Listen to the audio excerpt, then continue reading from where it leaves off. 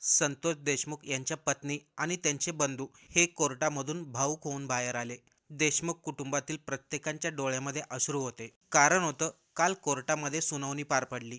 त्यावेळेस संतोष देशमुख यांना जी मारहाण झाली होती त्याचे व्हिडिओ कोर्टामध्ये दाखवण्यात आले. 12 डिसेंबर शुक्रवार काल या तारखेला कोर्टामध्ये असे पुरावे सादर करण्यात आलेत.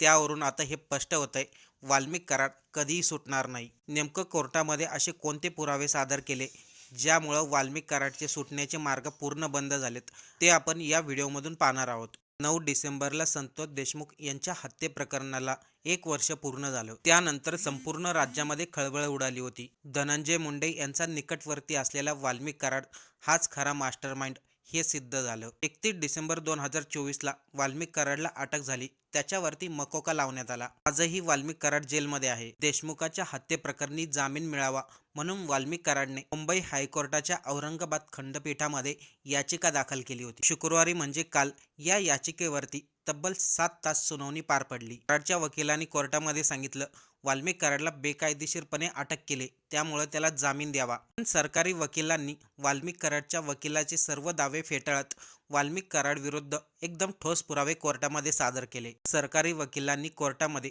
टोटल 23 व्हिडिओ क्लिप दाखवल्या. त्याच वेळेस देशमुख कुटुंबातील त्यांच्या पत्नी, बंधू आणि इतर नातेवाईक कोर्टामध्येच भाऊक झाले. कोर्टामध्ये काल झालेली सुनावणी 7 तास पार पडली.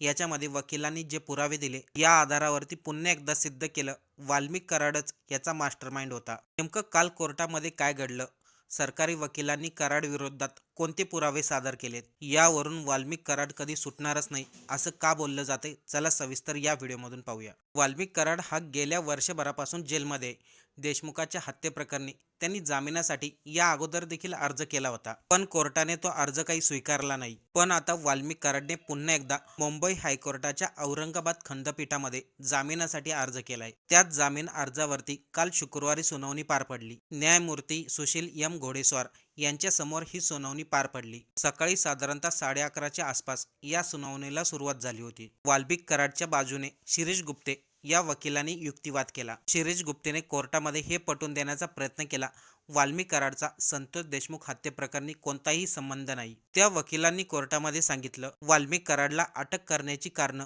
पोलिसांनी अजूनही लेखी स्वरूपामध्ये दिलेली नाहीयेत. त्यामुळं कराडला केलेली अटक ही पूर्णपणे बेकायदेशीरपणे आहे. कराडवरती चुकीच्या पद्धतीने मकोका लावण्यात आलाय.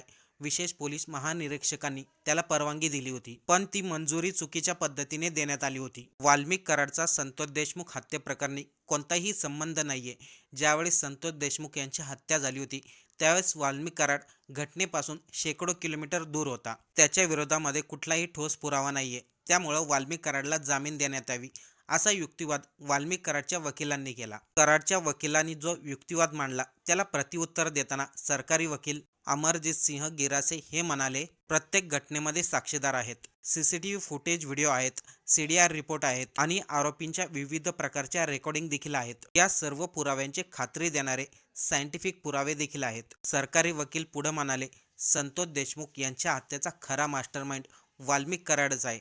त्यानेच अवादा कंपनीकडे 2 कोटी रुपयाची खंडणी मागितली होती. त्यावेळेस कंपनीने खंडणी दिली नाही म्हणून आरोपीने ती कंपनी बंद पाडण्याचा प्रयत्न केला. त्यावेळेस सरपंच संतोष देशमुख यांनी कंपनीला विनंती केली होती, तुम्ही ही कंपनी बंद करू नका, येथील लोकांचा रोजगार बंद होईल. त्यावेळेस वाल्मिक कराडचे काही लोक मासाजोग गावामध्ये देखील आले होते. त्यावेळेस संतोष देशमुख आणि सुदर्शन गुले यांच्यामध्ये वादही झाले होते. त्या वादामधून सुदर्शन गुलेने संतोष देशमुख यांना जीवे मारण्याची धमकी दिली होती. यानंतर वाल्मिक कराड सुदर्शन गुलेला म्हटला होता, आपल्या मागणीचा जो आड येईल त्याला कायमचा आडवा करा. वाल्मिक कराडच्या आदेशानंतरच सुदर्शन गुले आणि त्याच्या साथीदारांनी सरपंच संतोष देशमुखचं उमरी टोल नाक्यावरून अपहरण केलं होतं. तिथून ते सर्व आरोपी संतोष देशमुख यांना निर्जन स्थळी घेऊन गेले. तिथं बेदारपणे मारहाण केली, व्हिडिओ शूटिंग केले. ज्यावेळेस संतोष देशमुख यांना आरोपी मारहाण करत होते त्यावेळेस सुदर्शन गुले, वाल्मिक कराड आणि विष्णू चाटे या तिघांचेही फोन चालू होते. वाल्मिक कराड मारेकरांना आदेश देत होता असा युक्तिवाद सरकारी वकील गिरासे यांनी केला. यानंतर सरकारी वकील गिरासे यांनी या प्रकरणामध्ये अत्यंत महत्त्वाचे असे व्हिडिओ पुरावे सादर केले. माध्यमांमध्ये संतोष देशमुख यांची हत्या कशी करण्यात आली होती त्याचे काही फोटो सोशल मीडिया इंटरनेटवरती व्हायरल झाले होते, पण कोर्टामध्ये त्यांना कशा प्रकारे मारलं गेलं त्याचे व्हिडिओ सादर करण्यात आले. तेव्हा संपूर्ण राज्यामध्ये चर्चा झाली होती. ज्या आरोपींनी संतोष देशमुख यांना मारलं त्यांनी त्याचे व्हिडिओ देखील काढले होते, पण ते व्हिडिओ बाहेर आले नव्हते. पण शुक्रवारी कोर्टामध्ये सरकारी वकील गिरासे यांनी न्यायमूर्ती घोडेसर यांना त्यांच्या लॅपटॉपमध्ये तब्बल 23 व्हिडिओ दाखवले, ज्यामध्ये हे दिसलं संतोष देशमुख यांना कशा प्रकारे मारण्यात आले. त्यावेळेस कोर्टामध्ये संतोष देशमुख यांच्या पत्नी, त्यांचे बंधू धनंजय देशमुख हे देखील उपस्थित होते. ते व्हिडिओ पाहिल्यानंतर त्यांना देखील रडू कोसळलं. देशमुखांच्या हत्या प्रकरणामध्ये ते व्हिडिओ सर्वात महत्त्वाचे पुरावे आहेत. त्या पुराव्या आधारावरतीच सुदर्शन गुले आणि बाकीच्या आरोपींना फाशी होणार. सकाळी 11:30ला कोर्टामध्ये सुनावणी चालू झाली होती आणि जवळपास 6-6:30 पर्यंत ही सुनावणी चालली. शुक्रवारी जवळपास 7 तास कोर्टामध्ये सुनावणी झाली, तरी देखील सरकारी वकिलांचा युक्तिवाद अपूर्ण राहिला. त्यामुळं 16 डिसेंबर ही तारीख देण्यात आली. संतोष देशमुखांची ही केस आता रेअरेस्ट ऑफ रेअर ठरू शकते.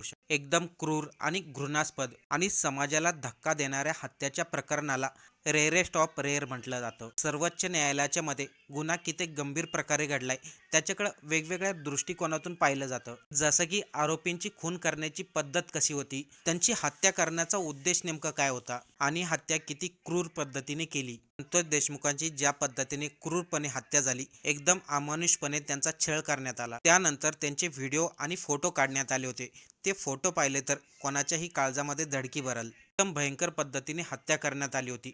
त्यामुळे संतोष देशमुख यांची केस रेअरेस्ट ऑफ रेअर ठरू शकते. साधारणपणे कोर्ट हे आरोपींना हत्येप्रकरणी जन्मठेपेची शिक्षा सुनावतं, पण रेअरेस्ट ऑफ रेअर केसमध्ये आरोपींना फाशीची शिक्षा मिळते. ज्या पद्धतीने शुक्रवारी कोर्टामध्ये सरकारी वकिलांनी वाल्मिक कराड विरोधात काही व्हिडिओ आणि फोटोज दाखवले आणि काही CDR देखील दाखवले, त्यावरून हे तर स्पष्ट झाले वाल्मिक कराडच संतोष देशमुख यांच्या हत्येचा मास्टर माइंड आहे. त्यामुळं वाल्मिक कराडला बाहेर येण्याचे दरवाजे आता कायमचे बंद झालेत असं म्हणायला देखील काही अवघड नाही. आता पुढची सुनावणी 16 डिसेंबरला होणार आहे. त्यामध्ये ही केस जर रेअरेस्ट ऑफ रेअर ठरली तर वाल्मिक कराडबरोबर जे काही आरोपी आहेत त्यांना मृत्यूदंडाची शिक्षा होईल. अख्ख्या महाराष्ट्राचं लक्ष संतोष देशमुख यांच्या हत्ये प्रकरणाकडे लागलेलं आहे. महाराष्ट्रामधील अनेक लोकांची इच्छा आहे या प्रकरणामधील एकही आरोपी सुटता कामा नये आणि त्यांना मृत्यूदंडाची शिक्षा मिळावी. दुसरीकडे या प्रकरणाला सर्वात प्रथम पोलीस स्टेशनमध्ये नोंद करणारे मनोज जरांगे पाटील म्हणाले, जर वाल्मिक कराड जेलच्या बाहेर आला तर महाराष्ट्रामधील एकही चाक फिरून देणार नाही. संतोष देशमुख प्रकरणामध्ये मनोज जरांगे हे व्यक्ती होते ज्यांनी सर्वात प्रथम पोलिसांना FIR नोंद करायला लावली होती. वाल्मिक कराडचे संतोष देशमुख हत्ये प्रकरणी सोशल मीडियावरती अनेक वेगवेगळ्या प्रकारचे व्हिडिओ देखील व्हायरल झाले होते. कधी त्यांची मीटिंग होताना, कधी पोलिसांबरोबर मीटिंग होताना, तर कधी विष्णू चाटेच्या ऑफिसमध्ये. सर्व पुरावे हेच सिद्ध करतंय संतोष देशमुख यांच्या हत्येचा मास्टरमाइंड दुसरा तिसरा कोणी नसून स्वतः वाल्मिक कराडचा आहे. आता 16 तारखेला सरकारी वकील आणखीन कोणते पुरावे सादर करतात, नेमकं 16 तारखेला काय घडणार याकडे महाराष्ट्राचं लक्ष लागलेलं आहे.